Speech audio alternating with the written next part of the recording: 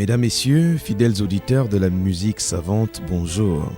C'est avec un grand plaisir que nous vous retrouvons aujourd'hui pour une nouvelle édition de votre émission Couleurs harmoniques. Alors, pour cette édition de culture et de détente musicale, Guy Hervemba va assurer la partie technique, tandis que votre humble serviteur Gaspard Mbolé vous entretiendra au micro de présentation.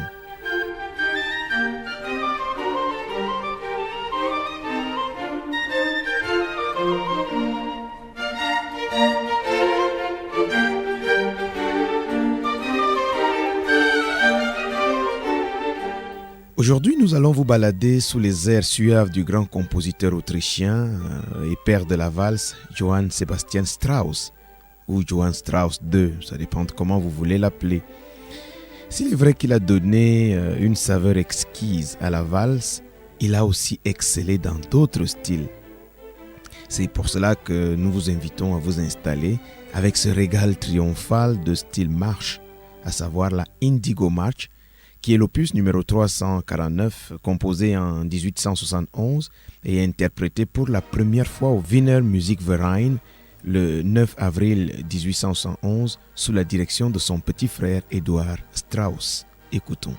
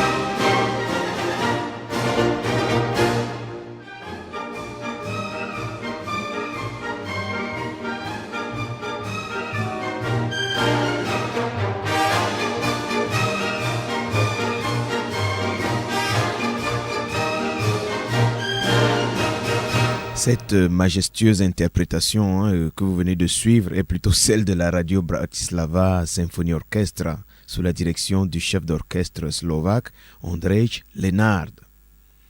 Alors, comme vous le savez déjà, Johann Sebastian Strauss est un compositeur de l'ère romantique né à Vienne en Autriche le 25 octobre 1825. Sa particularité a été les valses et les marches. Mais sa célébrité, il la doit beaucoup plus à la valse qu'il a complètement révolutionnée en transportant cette danse villageoise dans les bals des cours royales. Alors il a en sorti des airs de très grande majesté et de très grande ampleur, célèbres au fil des temps. Ces airs particuliers sont assez empreints de climat jovial et festif. C'est d'ailleurs ce que nous pouvons découvrir dans cette merveilleuse valse viennoise qu'il a composée en 1866 à la demande de Johann Herbeck, qui était alors directeur de l'association chorale viennoise. Cette valse est la partie non chantée du Beau Danube bleu, opus numéro 314 en ré majeur, exécutée ici par le Strauss Orchestra of Vienna, sous la direction du violoniste et chef d'orchestre autrichien Willy Boskowski.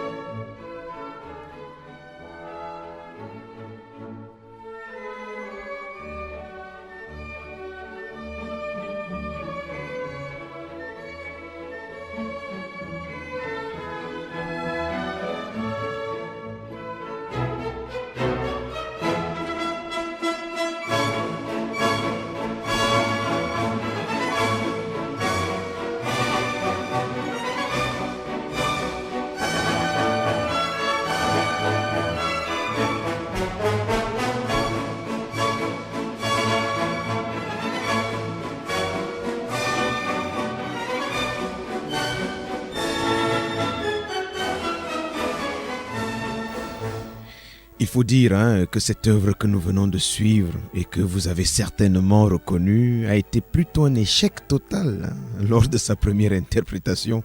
C'était le 13 février 1867 à Vienne.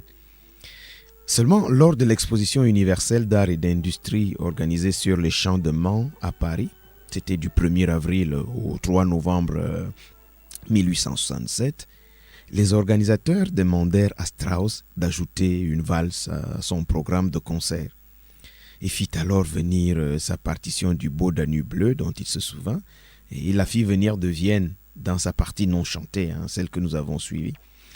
L'exécution de cette œuvre fut alors un succès sans précédent à tel point qu'il dut la jouer 20 fois pendant ce festival, 20. Et de retour à Vienne, les éditeurs ne purent même pas satisfaire à de très nombreuses demandes de cette partition.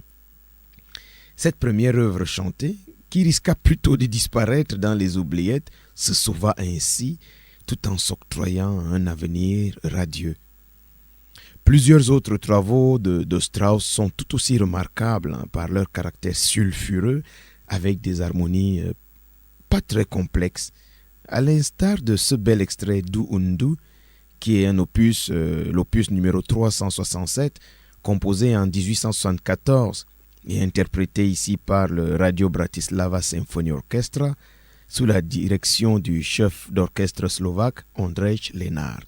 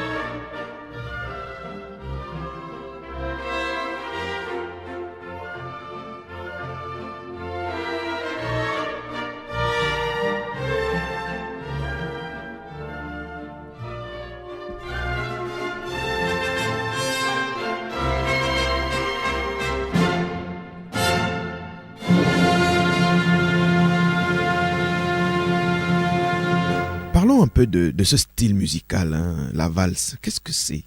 Parce que depuis on parle de valse. Alors, ce qu'il faut comprendre, fidèles auditeurs, c'est que la valse vient de l'allemand Walzer, qui signifie tourner en cercle.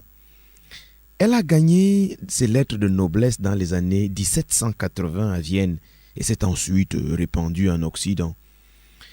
Populaire ou de société, la valse est une danse généralement écrite sur une mesure simple à 3/4, parfois composée en 6/8, prise parfois à la noire, par exemple les valses lentes à 3 temps binaires, ou le plus souvent à la blanche pointée. Là, on les a à la mesure à un temps ternaire. Et ces mouvements sont cadencés, ça cadence donc le fameux rythme binaire dans lequel le couple qui danse s'enlace et se déplace sur la piste en tournant sur lui-même. Certains supposent que la valse a pour origine les danses populaires en Allemagne ou en Autriche. Certaines remontent même jusqu'au XIVe siècle.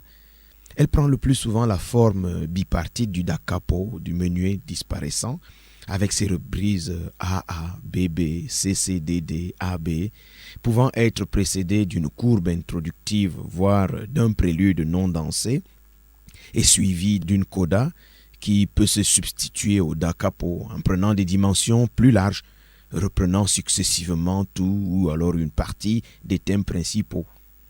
Et si mélodiquement il est probable qu'elle soit une transformation de l'allemande du XVIIIe siècle, elle est dérivée du Ländler rythmiquement. Ce qui caractérise le plus la valse, c'est son accompagnement fondé sur un premier temps fort et appuyé sur la basse de 2 temps plus faibles, légers, au ténor et à l'alto formant des contretemps ternaires, la voix de soprano ne laissant que rarement la mélodie au ténor. C'est vrai que c'est un peu compliqué tout ça, mais ce qu'on peut retenir, c'est la cadence ternaire.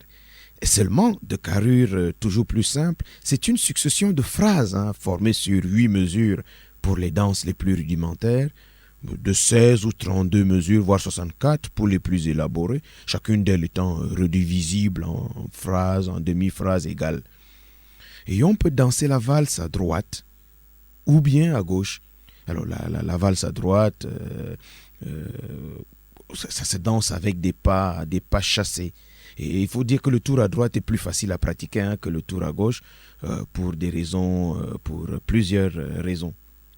Toutefois, et bien qu'il s'agisse de la forme la plus courante, le tour de valse n'est pas la seule existante. Il est possible de trouver dans certaines valses chorégraphiées des formes telles que des grands jetés, des véroniques ou encore des sauts. Alors, vous pouvez retrouver par exemple ces caractéristiques assez techniques dans ce très bel extrait, opus numéro 418, composé en 1885, Dischetz Walzer, exécuté ici par le Radio Bratislava Symphony Orchestra, toujours sous la direction du Slovaque Ondřej Lenard.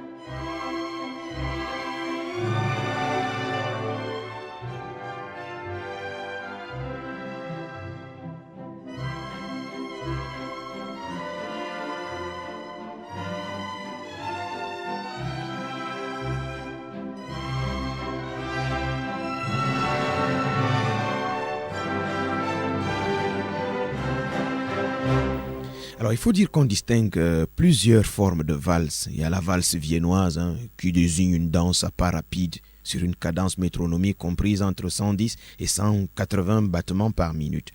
D'ailleurs, dans les concours, la valse viennoise obéit à deux standards, à savoir le standard international, c'est-à-dire la valse dansée en position rapprochée, et le style américain, qui lui, il est un peu plus libre.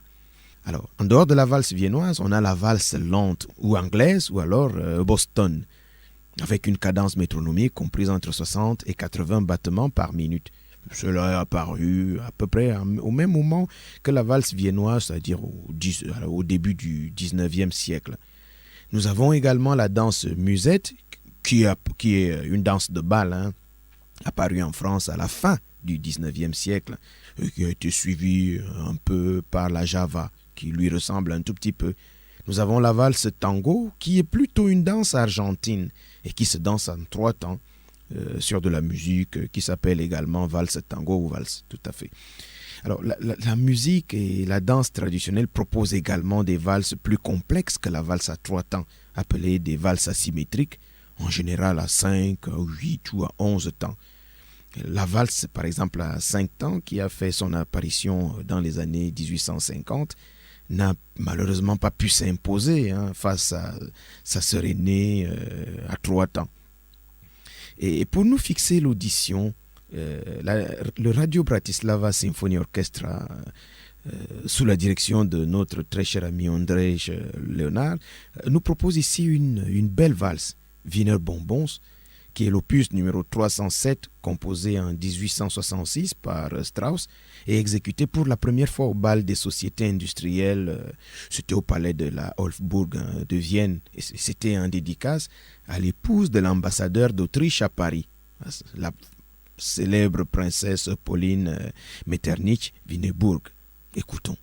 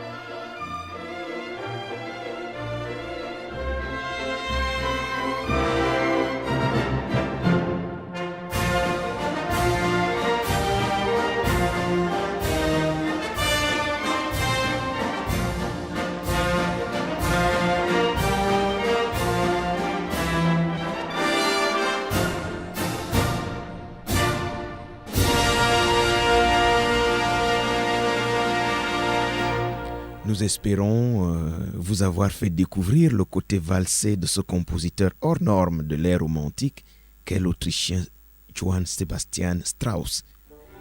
Couleurs harmoniques de cette édition s'achèvent tout en vous préparant de nouvelles aventures musicales lors de nos prochaines éditions.